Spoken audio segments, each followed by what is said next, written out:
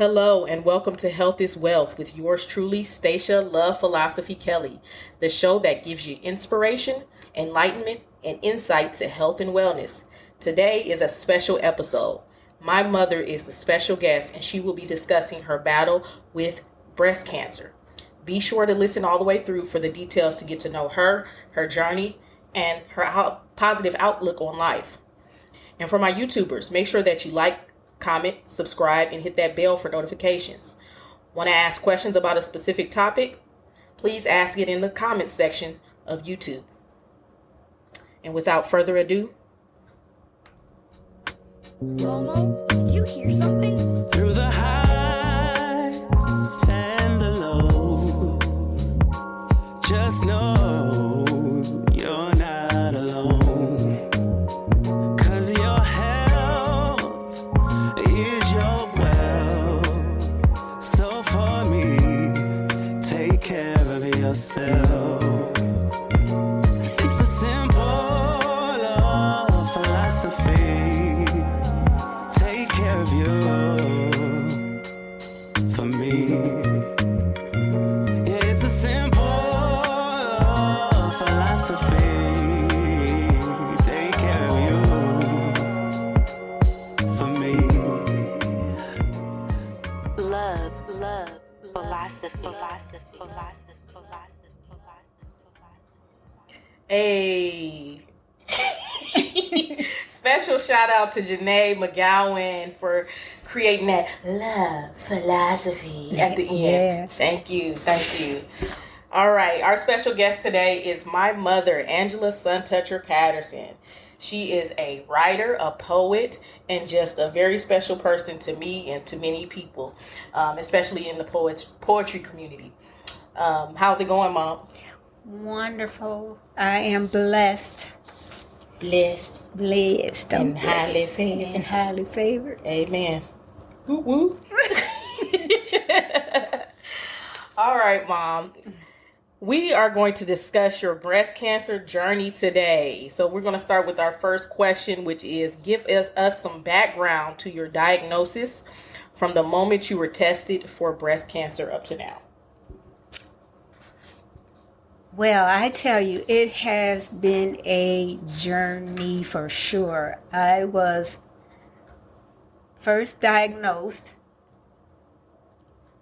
in 2018, the fall of 2018, with stage 1 breast cancer. I went through having the tumor removed, and I had chemotherapy, and I had radiation.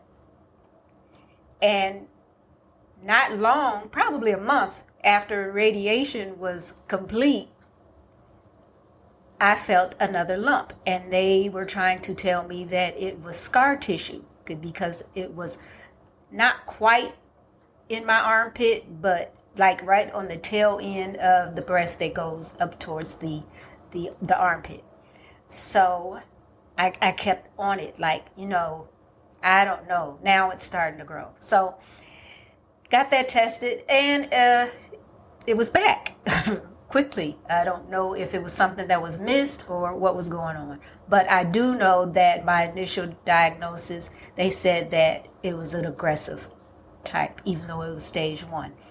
So I went through having the tumor removed, having the chemo, and having the radiation all over again. And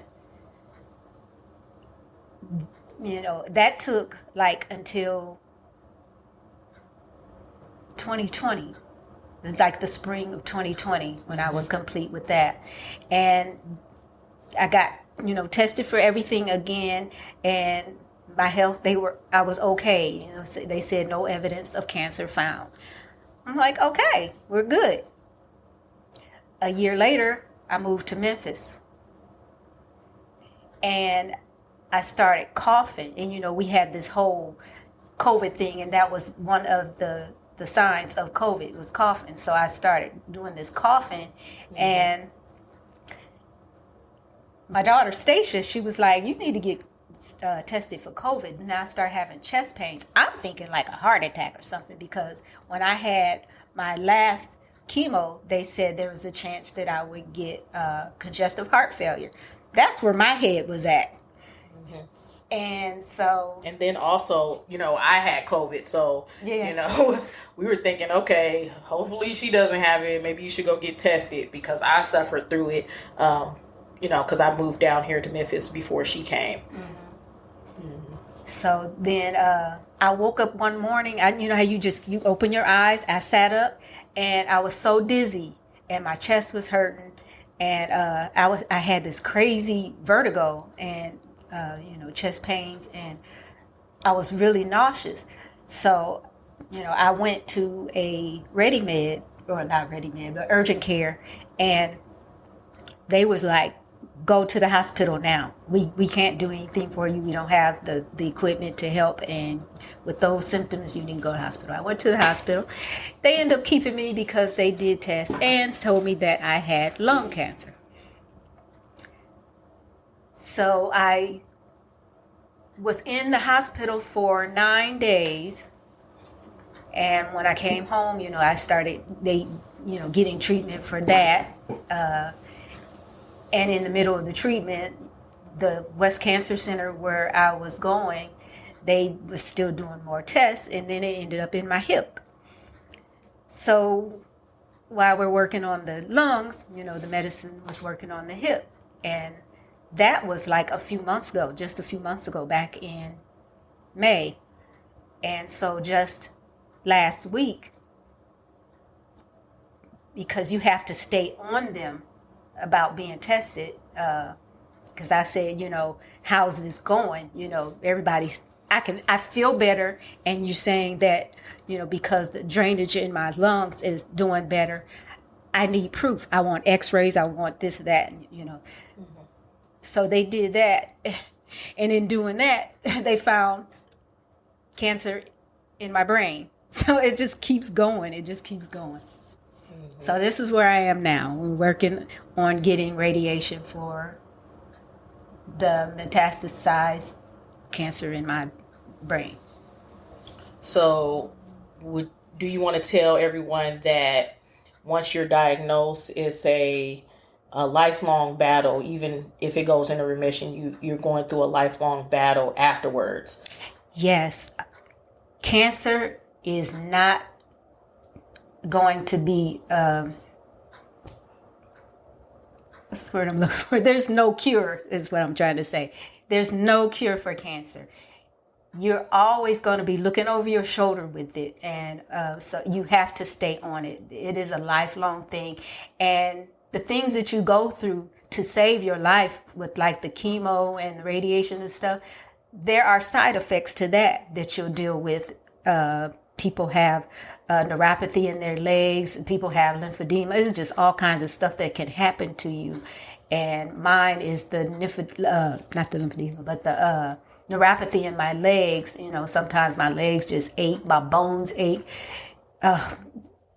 It's a lifelong thing. And you just try to eat right. You try, but there are people who been eating right and in good shape for all their life and still end up with cancer. So you kind of don't know what to expect. You don't know. It has no name on it. It has no color, no race, it just comes. Mm-hmm. So you don't know what to do to keep yourself from getting it. It's there. Yeah. And I want to say that my mom, she's a hero. She is definitely a hero, my superhero, and a hero to everyone in society that is battling this this monster, which is cancer. She, does positive videos all the time, inspiring folks, but it runs deeper than that. She also is a volunteer for clinical trials to fight this thing for others. So that, I commend you on that, Mom. You're an angel. Thank you. All right, Mom. Is there any thing specific that you want to tell people that you didn't previously have knowledge of when you were going through treatment? There are things that I didn't know because, you're living your life, and it's just some things you don't look into, and you don't know unless you do your research. And so when I was diagnosed, I started doing the research, and that was one of the first things they told me to do, so you won't drive yourself crazy, is don't get on Google and start Googling a bunch of stuff because you'll freak yourself out. And that's exactly what I did. I started doing research, but a lot of it was trying to get to know the stages and, what all you'll go through. But, when you start researching stuff, other stuff start popping up and it just keeps going. And some of it is not true places to do your researches. So be careful with who you research with. It has to be like American Cancer Society, places that people know, because some of the websites, they're just talking and they don't know what they're talking about. Yeah. But I want to say to you, do your mammograms. You have to do them and stay up on it. My issue was I was afraid to do mammograms because, my friends would go and they would talk about it. And I'm like, I cannot imagine my breast in this little machine. In this little, this machine, this device, smack. I already didn't have much. I could not imagine it being smashed. That was my fear, and I kept putting it off and putting it off. I never had one. And so when I finally got up the nerve to go, voila, you have breast cancer. Yeah. So get your mammograms, stay on top of whatever you have going on in your life. I mean, and not just breast cancer. Get, folks get diabetes and some more stuff. Mm-hmm. Just stay on top of your life. Yeah, and I also want to say that men should get checked for breast cancer too, because this is not something that is just gender based as far as women getting this. Men can get this too, so be mindful of that. So it ain't just women getting their breast smashed in this machine. Men, y'all getting smashed too. Right. And also the insurance companies at one time, they would not give mammograms unless you were like 50. Because those are the people at one time that were getting the breast cancer. They are getting younger and younger. I am in support groups, and these people are 20 and 30 years old. Do not wait. Mm-hmm. Because especially if you have family that have it, it could be hereditary. There's some genetics that go with it also. So get yourself checked. Get yourself checked. It will save you. It will. Absolutely. So tell us a little bit about our theory about why you may have ended up with breast cancer. I've been going through so much from early on. When I was younger, having my menstrual cycle, I had really bad pains. I had, God, what can I think? Endometriosis. Mm-hmm. And as I got older, they put me on a birth control, which was estrogen. Because, well, first of all, I was going through menopause. I was premenopausal. So that's where the birth control pills came in, on top of trying to stop this endometriosis pain.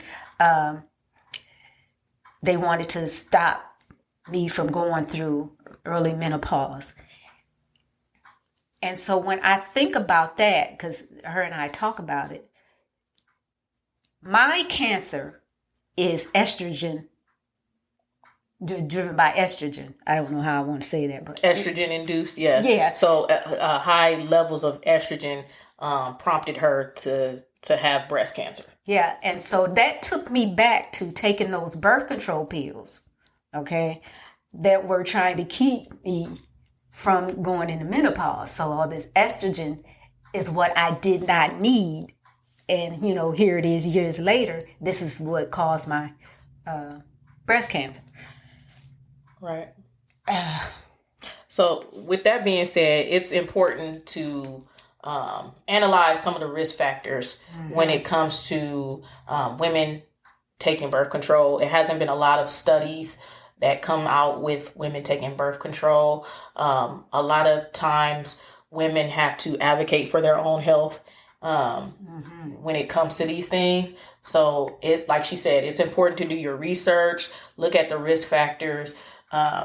With birth control, it's not just for controlling, the birth of a child, conceiving a child. They also prescribe birth control for fibroids. We just came out of Fibroid Awareness Month, where they use birth control to control the symptoms of fibroids.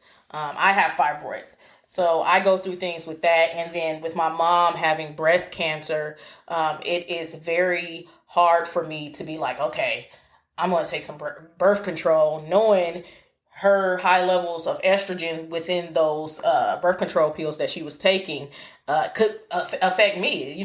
It's some of this is genetic. So I look at some of that stuff, and sometimes I think, hey, I'm going to only be on it a certain amount of time period and give my body a rest, so I don't overload myself with these high estrogen levels, so I don't become at higher risk for breast cancer. Some other things that when we were doing like some consultations and stuff like that, they also help family members. They had something called a breast navigator, and the family can ask questions and have someone there to support the family members and ask questions. And one of the questions that I had was, what can I do to reduce my risk of getting breast cancer now that she's had breast cancer? And one of the biggest things that they told me was the fact that I breastfed. I breastfed all 4 of my children, and they said that would reduce the risk of getting breast cancer as well. So there are some things that you guys can do to reduce the risk of getting breast cancer.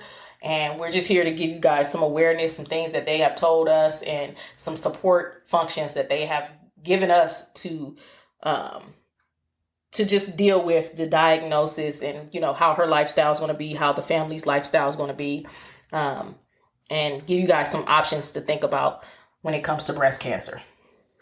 Anything else you want to add, Mom? Oh, and earlier we were talking about how it changes your life, not only with the side effects, but the way you eat is a big factor. Because, they say, stay away from sugar. Yeah. So, things like that. Some people don't take that seriously. Yeah. But and if you start researching that, it's not like 100% proven, but a lot of them are saying that. And like I said, I listen to like reputable sites like the American Lung Cancer, and they do say it. And my oncologist herself, she said because I had asked her about it, she said she don't tell her patients that you can't have sugar because there's sugar in a lot of stuff. Mm-hmm. And so it's hard not to sometimes. Yeah. It's hard to avoid it, but if you can just don't go crazy, and eat it at moderation. Unless you're specifically directed, if you're losing a lot of weight and they tell you, okay, eat what you want. Yeah, which is what I'm going through right now because I have a issue with appetite, and the medication that I am taking, it's affecting the way I eat, and it's making me lose weight because when the medication that I was on before I was diagnosed that it went to my lungs, tamoxifen, it was making me gain weight. Now, I've been a small person my entire life, just small. And so tamoxifen put weight on me. So I started gaining this weight, but then I was able to maintain it. And then, you've been small all your life. You're like, looking at yourself in the mirror like, oh, you got thick, girl. You got done thick. So I got used to it. So, and I got switched to this new medicine, Versenio, and it's making me lose the weight. So now I'm back to where I was or how I looked all my life. And I'm looking at myself like I look like a starving chicken, but this is how I've looked all my life and loved it. But it's just weird because I got too used to the weight. And so it's okay, but I needed to stop. Yeah. That's the issue. And then it's also still going down. So you don't want to be too skinny. Right. So All right. Our next question is, what should family and friends do to support someone going through the breast cancer battle? Some people, can be insensitive and they don't realize it. So, just think about what you say and support is a good thing. You call and check on them, see how they're doing, anything that'll make their day. Like when I first got diagnosed, I love gifts, but you don't have to buy me gifts. People were showering me with socks and blankets and books and bags. And I had so much stuff. Breast cancer room. Right. Like all these dang pink ribbons everywhere. Pink ribbons and blankets. Oh my God. And socks galore. I love it. But, so if that's that person and they love gifts and you want to give them something, just be supportive in the best way you can. You can bring them a basket of fruit if you want to, but you can just call and be like, hey, how you doing? How you feeling? But don't make that your entire conversation because it will get old. Every time somebody calls, everybody's asking the same question. So just kind of think about that because it's making me talk about all of this, 100 times, in a day. Yeah. I mean, and, people want to know what's going on. They want to, get that awareness. But at the same time, there's other things in life to talk about. And that you don't want to overwhelm or overconsume somebody with rhetoric of breast cancer all the time. There's other things that's going on in their life. They might have went to the park that day. How was the park? Right. Yeah, exactly. I agree with that. Some things I would say to support somebody with breast cancer, and I'm about to get on my soapbox, Mom. Uh-oh. My thing is particularly when people try to baby or act like the person that is battling breast cancer is disabled. I support my mom heavily. Whatever she needs, I'm right there. But the thing that just grinds my gears is when people are like, you need to sit down. She need to sit. Why you ain't doing it? Why you ain't? I can't stop that grown ass woman from doing Nathan. Okay?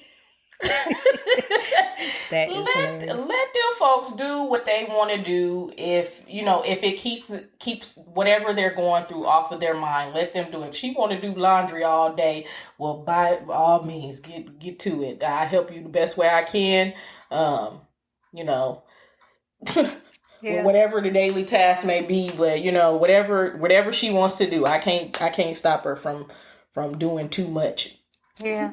And she's got that right on point because if you know me personally, you know that I am a person that keeps it moving. My dad used to, when he come and visit, like, do you ever sit down? That's just who I am and who I have always been. And so I know when to sit down. I know when I'm tired. I know when to go to bed. I know when when to wake up.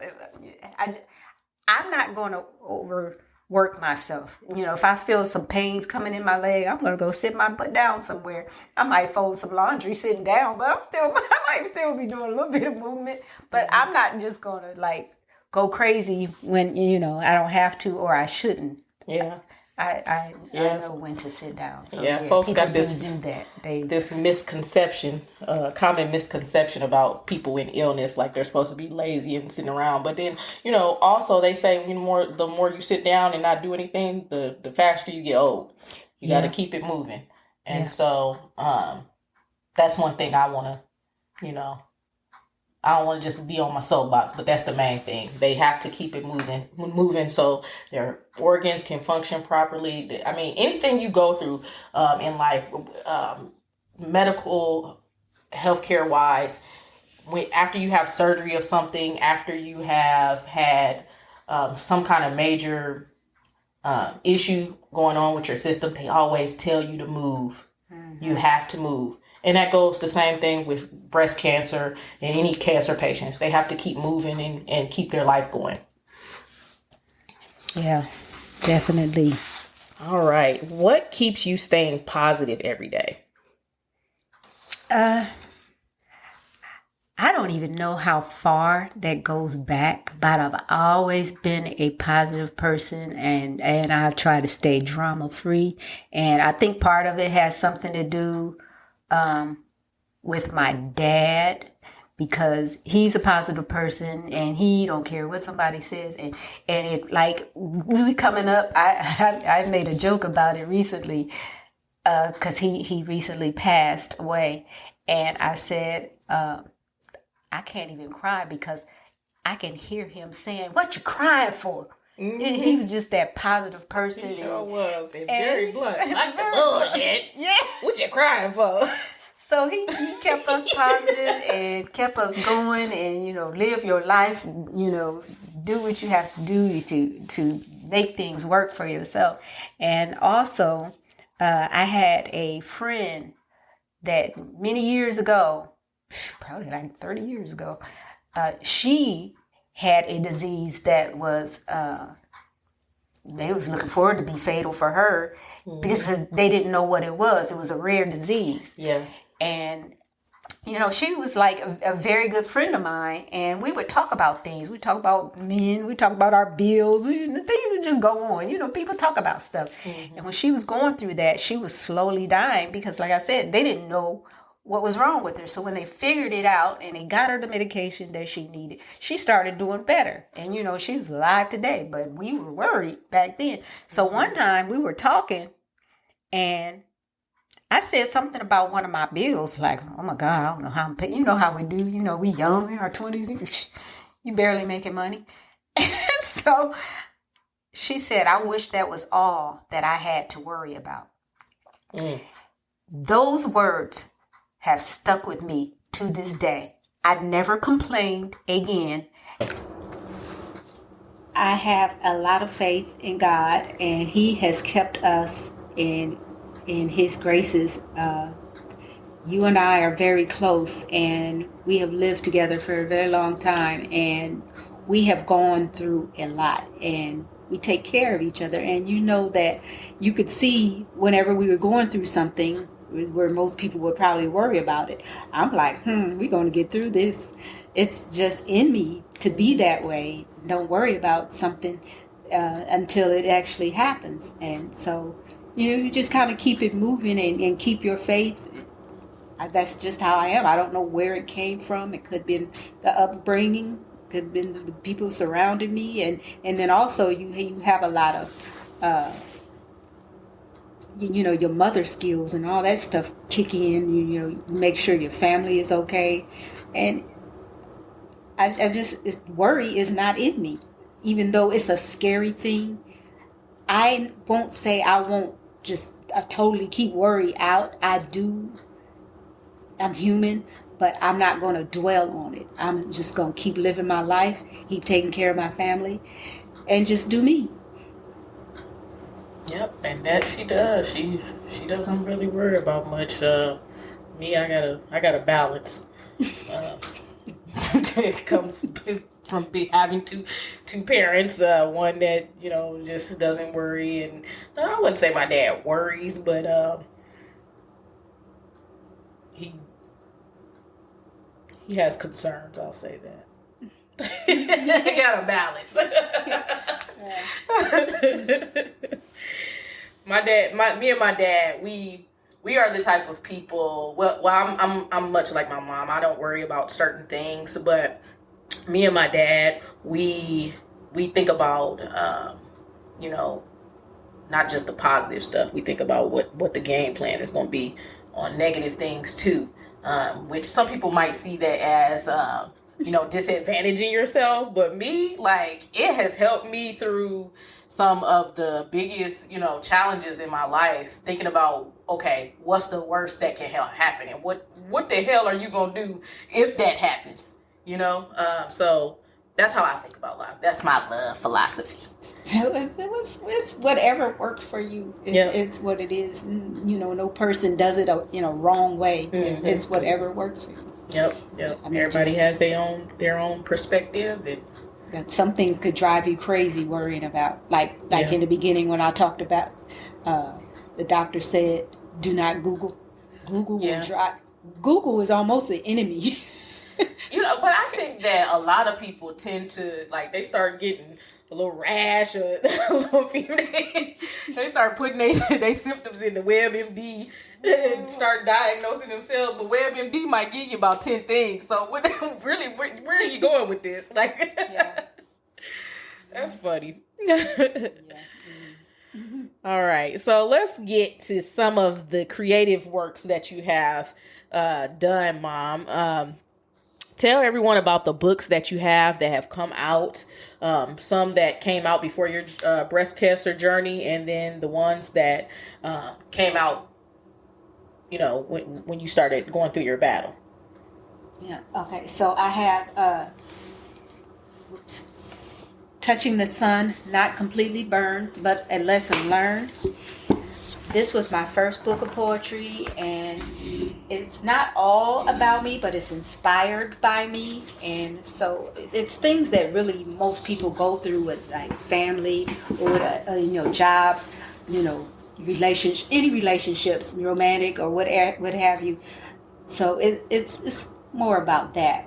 And then I did Poetry with a Plot. And poetry with a plot is short stories in a poetic format, because even though I love poetry, my first love was short stories. So in this book, I combined them. Then I did a collaboration with two poet friends of mine, great poet friends of mine, David Mott and D. Christopher Harvey. They like to write a lot of erotic poetry. Now, I have written nasty. Yeah, they nasty. I write it because I was in groups, because that wasn't something I did a lot of in the beginning, or at all, really. So I got in these, like, poetry groups and got with these poets that did it. And so I tried my hand at it, and they were like, "Girl, you nasty too." Mm-hmm. So they did a book called Syncredible Ink, and it was a volume 1. There was the collab with the two of them, and so they asked me, they wanted to do volume 2, and they asked me to be a part of it. So here's me with these two nasty guys, but I held my own, and look at that picture. Mm-hmm. And then we went to a little poetry show one time, and that was my first time experiencing the poem that has been produced out of this incredible book. And when she recited it, I went up to the stage, because I ain't got no problem going up to the stage. I got on the mic. I said, that will be the last time you guys will be hearing that poem. Good night. That was hilarious. Remember the guy, were you there when the guy dropped his fork? I missed that one. That was hilarious. This guy dropped he was eating something, because they had food there, and he was way in the back. And so I'm reciting, and it was like a slight quiet moment. All of a sudden, it was something I said, I can't remember. And he kind of like paused and dropped his fork, and everybody turned around and looked. So I'm on the stage like, what's going on? I really didn't realize what was going on until, like, later when I got off the stage and they told me that he went, like, into some kind of shock. Yeah, everybody's jaws dropped during that poem. And I was like, all right, I hope y'all got what y'all was coming to get, because she gave it what she, how the saying go? These young folks be coming up with these sayings, and I try to say them and don't be sounding right. I don't even know what you're saying. You completed the assignment. Yeah, well, yeah.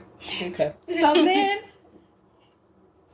after I got diagnosed with breast cancer the second time, I came with Pink Lemonade, My New Normalcy. And Stacia designed this book cover, by the way. It's really awesome. But that came about because you've heard the saying, when life gives you lemons, you make lemonade. So, breast cancer, then, the color is pink. the pink ribbons and everything. So that's where I came up with pink lemonade. And then, of course, this is my new normalcy because this is my new life. This is cancer for the rest of my life, however it goes, whether it's in remission or not, it's still there. So that's how that came about. Beyonce, she came out with lemonade. I guess that's relationship stuff. Oh, yeah. Pink lemonade is the breast cancer edition.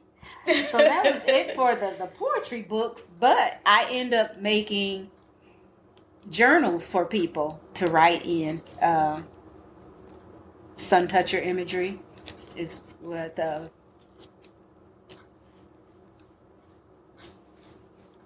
I lost my train of thought. Is like my business, my poetry business, for where you can get all my books from on Amazon. And so this pink one is the same thing, but a special edition for breast cancer. That's why it's pink.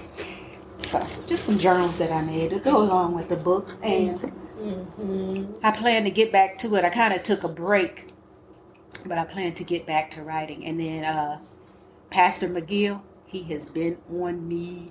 He was like, God gave you that. Use it. Mm-hmm. I mean, every time I talk to him, I was like, okay. Oh, yeah. That is so wonderful. Yes, it is. They were some very, very good books. Oh, I have read them, and I'm probably steal one of those journals. You know how black folks do. I got a family discount. All right. Speaking of the books, I recently found out one of my friends from high school, she's battling with cancer, and she has a different type of cancer. Mm-hmm. And her name is Jaquetta Brown, and I recently sent her Pink Lemonade, and I think Touching the Sun. So I hope that she enjoys those books and that she finds inspiration from them. And I'm going to give one more book away. The first person that comments on this YouTube episode of Health is Wealth with our special guest, Angela Patterson, will receive a Pink Lemonade book. So make sure you guys get on the YouTube channel for Health is Wealth and get that book by being the first commenter on the page. All right. Well, thank you, Mom, for coming on my show. I appreciate you.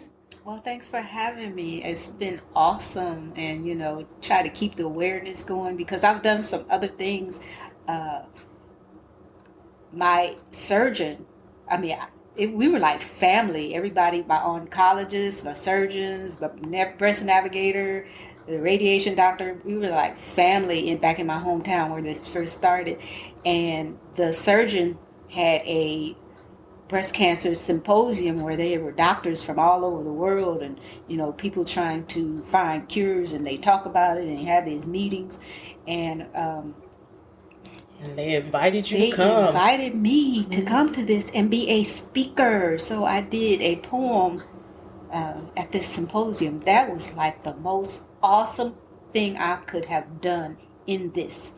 Yeah. That was like, I was in heaven. It was really awesome.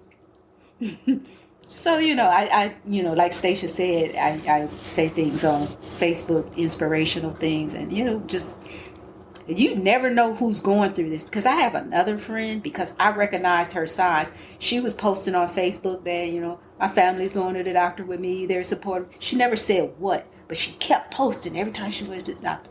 I saw the signs because I don't know what other people go through with their illnesses, but when you get cancer, they keep you in the doctor's office. They stay having you in the doctor's office. Oh my God. And she actually became basically a really good friend of our family. Like, we love them to death. Yep. Shout out to Tamika Gunn. Yeah, I called her up and I said, what is going on? Because I recognized this. And she just broke down. She was like, you couldn't have called at a better time. Because she knew that I was going through it. But she wasn't saying what she was going through. She just said, she kept going to the doctor. And I was like, baby, I already know them signs. And she's done some interviews too regarding her breast cancer journey, and she had a different type of breast cancer. Wasn't hers like inflammatory or something like that? So she, I'll have to get that information for you guys, and I'll post it. But she also has a journey that she shared, so be looking for that too. Yeah, and be aware of every little lump, bump, dimple, because they say, I'm serious. They say the breast can look like a orange. It'll start dimpling and having that look like it's how those little tiny dents and holes or whatever. Said it'll look like that, or your nipple will go inward, and or you could just have, or just swell. That's not really funny, but I'm laughing because that will scare the hell out of me. Yeah. Like if my nipple went inward. Yeah. So I can only imagine what other people would go through if that happened to them. So then you have, like with Tamika, hers just swole up. Like, that's why it's inflammation. Because there's so many ways that it comes, and there's so many kinds, because you got like HER2 positive or triple positive, and it just a lot of different variations. So be mindful of everything. Like, the second lump that I found was dang near up in my armpit. You would have thought it was a lymph node. It was so deep up in there. It was actually a tumor. And you know what? Like, kind of backtracking to that, like, that's why I said women need to advocate for themselves. Because remember when you were going through that and they were like, oh, it's probably just courting. And you was like, no, I really think something's going on here. Mm-hmm. And it kind of seemed like you weren't very heard at the time. And then you like really had to press the issue on it. I was family with the nurses and everybody that was taking care of me, but the one time, you remember, I about snapped off on the nurse because I couldn't, like you said, I just wasn't feeling heard, and it was some kind of conversation like, this, I can feel this knot, and I can't remember what she said, but I said, I think she said it was breast tissue or something. I don't know if she was reading those. I don't remember what it was. They said something about like it was like cording in your armpit or something like that, because you were going to physical therapy too. Yeah, I was going through that too. But I snapped off on her. I didn't mean to yell at her, but it was like, you have to make sure they're hearing you. Yeah, and I don't have the specific statistic data on how African American women are treated, but I will also put that in the description once we wrap this up. But that's why health equity groups are being created, because they, African American women, African American people are, disproportionately affected by access, quality, and the quality of care that they receive. So, this is a real thing. A lot of people think that we're in a post-racial society, and it's not. We're still dealing with institutional racism from, statues and things that were put in place to keep African Americans down, and it's just kind of perpetuated in the care that we receive, even to the extent of, we're from Indiana, and the town that we live in, the hospital is so far away from where most of the Black community is. Like, they have to travel, so that access is just very difficult, and other things that come into play when we're talking about social determinants of health. So that's why health equity is important. Momo, did you hear something? Through the highs and the lows, just know you're not alone. 'Cause your health is your wealth. So for me, take care of yourself. It's a simple philosophy. Take care of you for me. Yeah, it's a simple philosophy. Take care of you for me. Love philosophy.